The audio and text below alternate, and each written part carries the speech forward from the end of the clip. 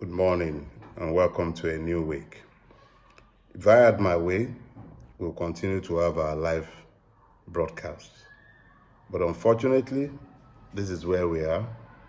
Those who would prefer that we be silent and everybody applauds the madness that is going on all around us, I've assured that we're forced to adopt this radical measure of pre-recording and then uploading for your pleasure. So, all I can say is bear with me. We'll manage this for a season. It's either we'll go back to the live recordings or I'll find a way I'll find some way, but we'll manage this for now. This week, I would like us to examine the subject, Nigeria, the marriage of avarice and myopia.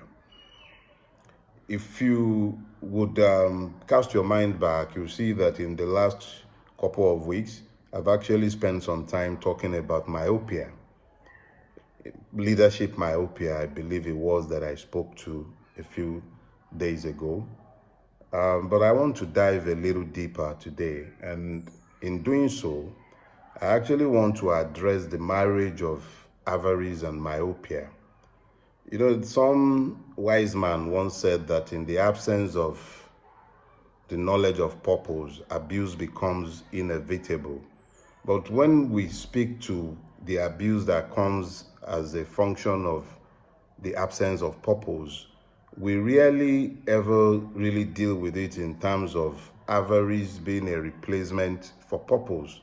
But I am beginning to, as I have examined our condition, I am beginning to believe that the avarice that you see in the public space in Nigeria and even in our private lives actually comes from the myopia induced by a complete misunderstanding of purpose. So let me start by defining the two key words in that topic. And what are these keywords? Avarice and myopia. Avarice, loosely defined, speaks to an excessive or insatiable desire for material wealth or gain. It speaks to, what Yorubas call it, wambiliki wambia. When you don't know when you are, is greed in extreme greed. But it speaks to acquisition, unbridled and mad acquisition of wealth, of material possession. That is why you see a man owning 10 cars, having 20 houses. I've heard of civil servants caught up in EFCC's web, some of whom are said to own as many as 100 houses. In Abuja, for that matter, just one town, you find a person owning 100 houses. And then you begin to ask yourself, exactly what does a single person expect to do with so much? People steal more than they can spend in 100 lifetime. You begin to understand that this is not acquisition that can be explained by poverty mentality. It has been elevated beyond that. You're actually dealing with a level of insanity that bears or demands closer inspection. The second word in that sentence or in the topic itself is the word myopia. Myopia speaks to a lack of foresight or intellectual insight.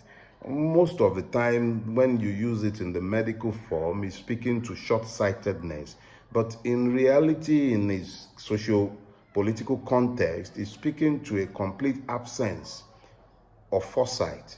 The capacity to envision is what myopia speaks to in the context of usage. So what I'm saying in essence is that the marriage of unbridled greed, a thirst, excessive or insatiable desire for wealth, is now married to a lack of foresight or intellectual insight.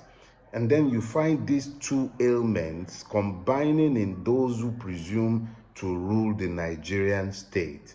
And I think it is important that we dive down and look at these issues and then examine how it has affected us as victims of Nigeria. I'm sure you prefer that I called you citizens of Nigeria, but I would believe that the Nigerian is essentially not a citizen. You are just victims of the Nigerian state. So today, let's take this subject against the backdrop of a biblical verse, and that will be Habakkuk chapter 2, I believe, verse 3. It says, a vision is for an appointed time. Though it tarries, wait for it. Write it down. Make it plain. But the most important part, it says that those who read it might run with it. Now, if you have a vision, it is important to understand that more often than not, the vision extends beyond a man's lifetime. The visioner is probably not going to ever be able to complete the totality of the vision. So he writes down his vision. That is what the Bible is enjoining him to do. So in writing it down, he's saying that those who read it, that they may run with it. What does it mean to run with it? He's not speaking to them becoming Usain Bolt or becoming Ben Johnson or running like Marion Yali or a sprinter or even a marathoner. What it is saying in essence is that so that they may seek his pursuit, seek his fulfillment. So you sit down and you envision a future. So let me break it down to the specific. I, as an individual, if I have a vision to build a house, my resources would necessarily be constrained by the vision that I have. And because my vision is constrained by my vision, my resources are constrained by my vision, I would almost likely be focused on bringing my vision about, and I would then ensure that the resources I have are not frittered away or wasted on frivolities, but are instead focused on bringing the vision to reality. So, in recent days, as I have read news reports of how 58 ex-governors, between them, embezzled 2.1 trillion naira, and I look to the Nigerian space, and I know that there are very few, if any, states in Nigeria where you have functional public water works or where you have functional public school systems or even healthcare delivery system or road infrastructure or even security, which should be the first duty of any state. I then ask myself, is it possible that these 58 governors would have done what they've done if they had visions behind their exertions? When purpose is unknown, abuse becomes inevitable, yes. But how about a situation where resources are entrusted to men who do not have any plan for the people they govern? So it means that stealing the money, whether it is required or not, becomes second nature because they have nothing else to do with the money. They simply have no plan to do anything, so they begin to steal in the place of executing the vision. There is nothing to run with. Nothing. They have nothing to run with. So in the absence of anything to run with, they begin to perverse themselves by stealing. The absence of vision breeds abuse of available resources. It is an inevitable conclusion in the absence of vision. A leader with vision wouldn't have enough resources available for him in the face of the scarcity that we are facing as a people. The little that he has would be properly husbanded and will go towards the provision of critical infrastructure and the vision and making sure that the vision he has for those he governs are brought to fruition. But when there is no vision, there will be no governing priority. It will simply mean that the monies that are available would be stolen. In the absence of visionary purpose, abuse becomes inevitable. Whilst the rulers are lacking in vision, they are not lacking in avarice. So, they build 20 houses. They buy 20 cars. You find a vice presidential lodge becoming a necessity in a country where people cannot even have basic healthcare infrastructure. They steal what they have neither use or need for.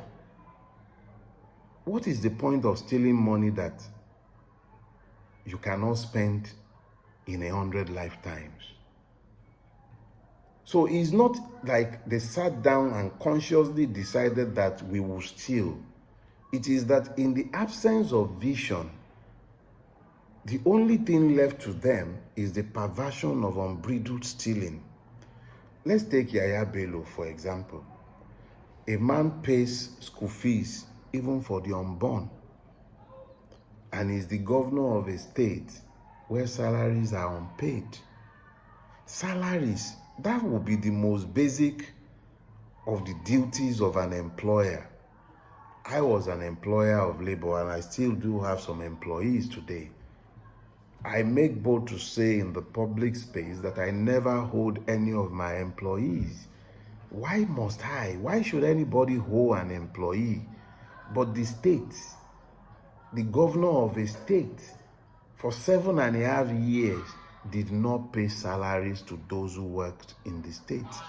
But he was paying school fees. He paid school fees in advance in dollars. But it is Yaya Bello that we see that we are talking about.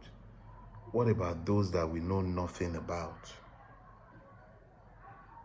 What about those that we know nothing about? It's happening on a daily basis everywhere you look. Why would the governor of a state believe that it is his due to sit down and be drinking whiskey whose cost runs into millions of naira? It is the absence of vision. Once upon a time in this country, we had a governor like Lateef Jakonde who rode around in a Toyota Crown, lived in his private house at Ilupeju. The one that superintended the affairs of Lagos State from 1999 to 2007 and became the godfather of Lagos. It wasn't enough that he had a place on Bodilon. They had to more or less close off an entire street years later for his own provision. These were state properties. It mattered nothing. The avarice did not make it even make sense to them that they shouldn't be seen doing this. Lagos State Polytechnic, Ikosi, what became of it? It became this private empire.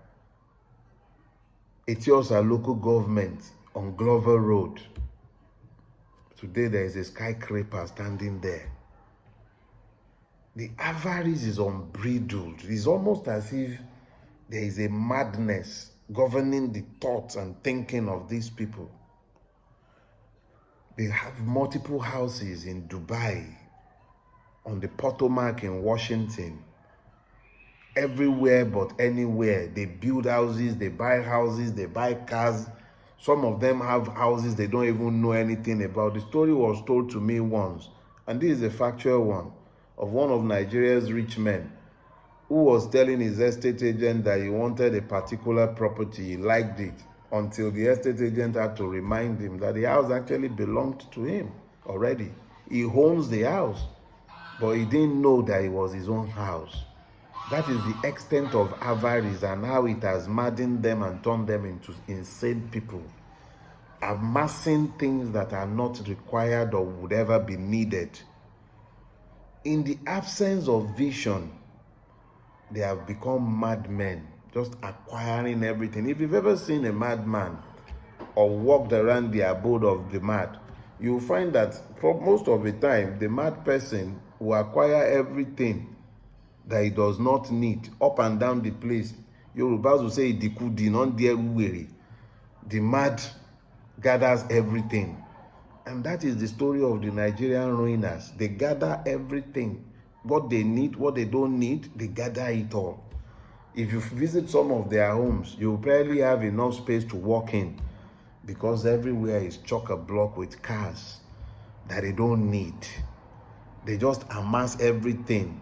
They are hoarders. It is the reign of avarice. It's a form of madness for the Nigerian ruiners. But all these have effects. You find them, they run off to the Barbados to have parties, their birthdays. So it's not enough to have destination weddings. They are having destination birthday parties now. They go off to ever more exotic islands so that the people they afflict might not even see the crumbs from the table of the parties that they set for themselves. This is the reality of the Nigerian. But these things have effect because it's always about cause and effect. They've divided the country along ethno-religious lines because in the absence of a vision that would have constrained them to unify the people so that they might use the concerted energy of the people to achieve vision, they divide the people. You have white elephant projects littering the entire landscape of the country. There is Ajaokuta there, God knows how many trillions. There is no country that grows without a manufacturing base. How do you have a manufacturing base without a steel industry or aluminium? You have the old thing. We've been at Ajaokuta since Shagari's time. That's like 40 years now we've been on Ajaokuta and we still don't have anything happening there. We still import our steel needs in spite of the abundance of the material in our own country.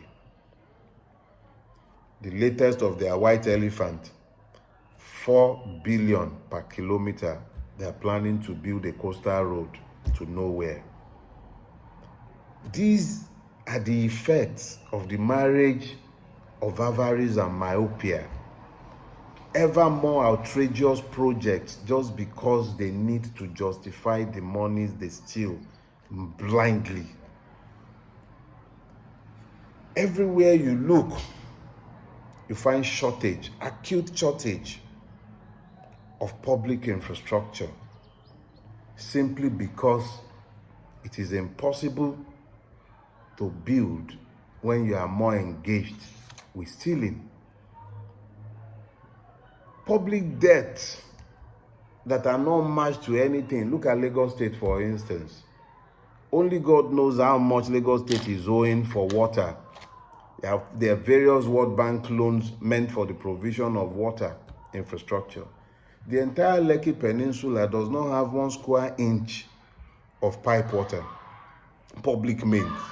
Everybody sinking boreholes indiscriminately everywhere you turn, simply because the government has failed to provide potable water. When I was growing up in Oyo State, I lived at Inalinde in Ibadan. You could count on the public tap to run.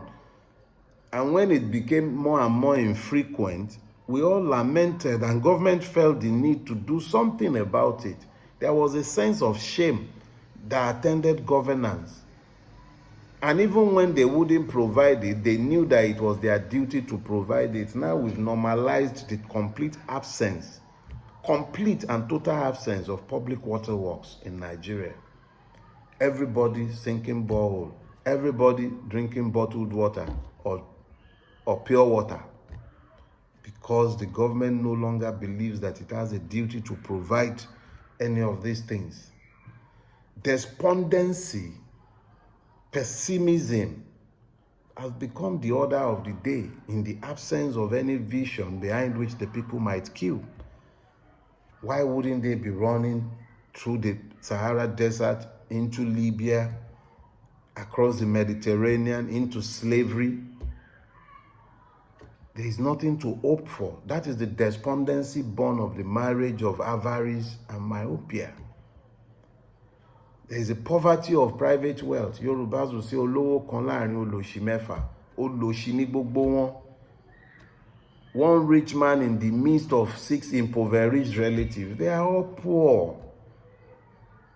Poverty has become endemic. There is a pandemic of poverty in our country simply because the people have no hope, because there is no vision behind which to kill. The corruption of public morality has become the order of the day, because in the absence of vision, the perversion that has set in has meant that we've elevated the acquisition of wealth over and above every other consideration. So just get rich, however you do it. You have a gambling epidemic in the country because that's about the only way you can offer illusory hope. In the absence of vision, avarice has overtaken the land. And as avarice has overtaken the land, these are the effects. Today in Nigeria, we're looking and steering we're looking at state collapse. We already have state capture, criminal capture of the state. That is the reality of our lives today. But more importantly, the failure of the state is becoming a self-fulfilling prophecy because of the complete and total absence